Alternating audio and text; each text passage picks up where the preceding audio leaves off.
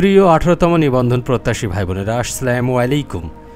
এবার পরীক্ষকরা কেমন মার্কস দিচ্ছে, কাট মার্কস কেমন হবে? 18তম লিখিত ফলাফলের জন্য অধীর আগ্রহে যারা অপেক্ষা করছেন, ভিডিওটি আজ তাদের জন্য।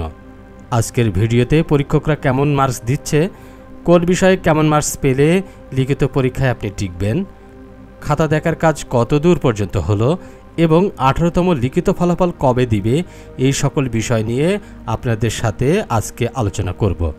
কাজেই ভিডিওটি টেনে টেনে না দেখে সম্পূর্ণ দেখুন। 18তম লিখিত পরীক্ষা গত যে কোনো নিবন্ধনের তুলনায় কঠিন ছিল, কেননা পূর্বে কোনো নোটিশ ছাড়াই এনটিআরসিএ প্রশ্নপত্রের প্যাটার্ন পরিবর্তন করেছে, যার ফলে কাট মার্কস অনেকটা কমে গেছে। আমি কিছু পরীক্ষকের মাধ্যমে জানতে পারলাম এবার কোন কোন সাবজেক্টে কেমন কাট মার্কস হবে। এখানে আলাদা আলাদা কোনো সাবজেক্টের কাট মার্কস আলোচনা না করে আপনাদের একটি সুনির্দিষ্ট ধারণা দিব, কেননা একটি একটি করে সাবজেক্টের কাট মার্কস বলতে গেলে ভিডিওটি দীর্ঘ হবে। প্রথমে আসি সামাজিক বিজ্ঞান অনুষদে। স্কুল পর্যায়ে চাকরি নিশ্চিত পেতে হলে আপনার মার্কস লাগবে 60। পরীক্ষা যত কঠিনই হোক না কেন, এই সাবজেক্টে প্রতিযোগিতা অনেক অনেক বেশি।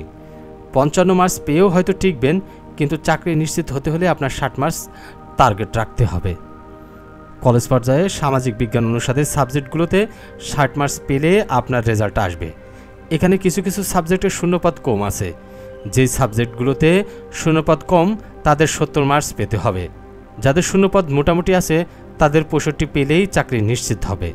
তবে 60 পেলেও এবার চাকরি হওয়ার সম্ভাবনা 90%। বাংলা, ইংরেজি এবং গণিত স্কুল পর্যায়ে 55+ এবং কলেজ পর্যায়ে 60+ পেলেই চাকরি নিশ্চিত আশা করা যায়। আমি যদি আরও সহজ করে আপনাদেরকে বলি, তাহলে যে সকল সাবজেক্টের শূন্যপদ অনেক বেশি তাদের 50+ মার্কস পেলে এবার চাকরি নিশ্চিত হবে।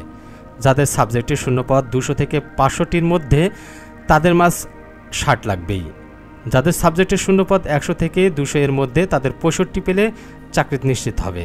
আর যাদের সাবজেক্টের শূন্যপদ 100 বা তার নিচে তাদের 70+ মার্কস লাগবে।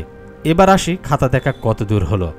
ইতিমধ্যে প্রথম পরীক্ষকের খাতা দেখার কাজ প্রায় শেষ, এখন দ্বিতীয় পরীক্ষকের কাছে জমা দেওয়া হচ্ছে।